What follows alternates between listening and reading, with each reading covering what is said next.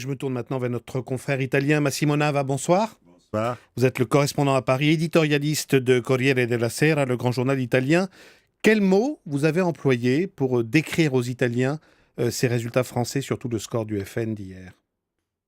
J'ai commencé mon article disant c'est un moment triste pour la France et pour l'Europe parce que tous les partis politiques, tout confondus, même en Allemagne, demandent un changement en Europe. Le problème, c'est que c'est la réponse du Front National, c'est pas la bonne. Mais il faut comprendre le message. Tout le monde l'a dit, tout le monde va réfléchir. Et malheureusement, en France, toutes ces questions sont sous la table depuis longtemps et sans avoir eu des réponses crédibles. Ça a créé un choc en Italie, ce résultat ou... Non, pas du tout, parce que en Italie, on a eu les problèmes de Beppe Grillo. J'allais vous dire, il y a un an, on avait ce fameux mouvement 5 étoiles et qui en était arrivé plus, très haut. la Lega, 25% aussi d'ailleurs. Oui, et en plus, la Lega Nord, qui en ce moment, c'est en train de rencontrer Marine Le Pen et faire un gemellage pour sortir de l'euro. Mais la grande surprise italienne, c'est que d'abord, l'Italie a voté entre guillemets, massivement par rapport à l'abstentionnisme d'autres pays. Donc, la campagne a mobilisé. A mobilisé beaucoup. Et l'Italie, je surprise, pense que c'est le premier pays européen comme taux de participation. Il faudrait vérifier, mais je crois qu'il était parmi les plus hauts. Et puis surtout le score de Beppe Grillo, donc on disait le très haut. Le score de Beppe Grillo, mais qui termine à 21 points. C'est beaucoup moins qu'était prévu. Et c'est 20 points derrière le chef du gouvernement, le nouveau Matteo Renzi. Et Matteo Renzi a pris les 40%, que c'est un vote historique, plus que Berlinguer dans les années 70. Donc, leader du Parti communiste italien. C'est quelque chose d'étonnant. Et à mon avis, c'est au-delà du mérite de M.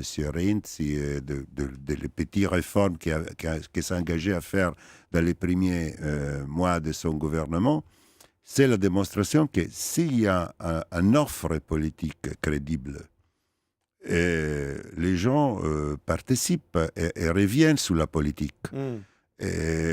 Renzi, c'est un homme jeune, pas compromis ni idéologiquement, ni bien sûr sous les affaires, la corruption et tout ça.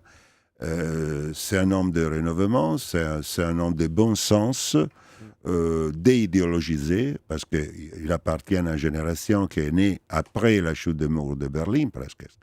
Il a lancé des réformes chocs. Alors curieusement, en France, on avait quand même pléthore de candidatures, de listes présentées, et on a eu ce pourcentage d'abstention quand même encore très élevé de 57%, même s'il était un peu en baisse par rapport à 2009. Massimo Nava, est-ce que vous pensez que quand François Hollande dit « je veux réorienter l'Europe, elle est illisible, incompréhensible, trop distante », il va se présenter demain à Bruxelles, il va dîner avec les chefs d'État et de gouvernement des 28, est-ce qu'il a la capacité, la crédibilité de pousser cette orientation et de changer, d'infléchir le cours actuel de l'Europe? La capacité, la crédibilité, probablement oui. Le problème, c'est la force.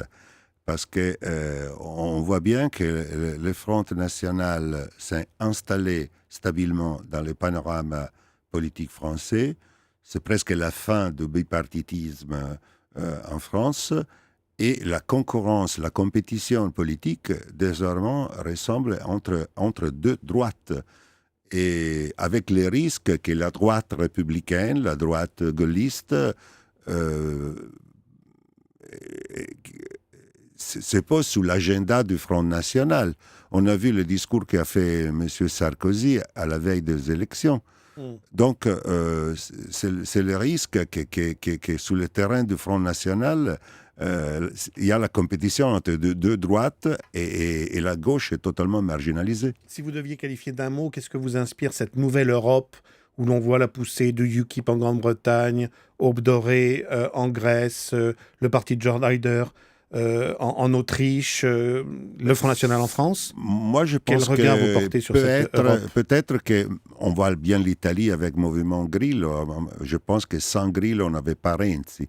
Donc, peut-être un bon message, si on va être optimiste, pour pousser l'Europe à changer. Parce que tous ces mouvements, on ne sera pas dans la condition de faire un groupe de faire une seule formation. Il y a trop de différences à l'intérieur. Et je pense que c'est destiné à se réduire dans le temps. Merci beaucoup, Massimo Nava, d'être venu dans Europe News. Je rappelle que vous êtes le correspondant et l'éditorialiste de Corriere della Sera à Paris. Merci beaucoup. Bonsoir.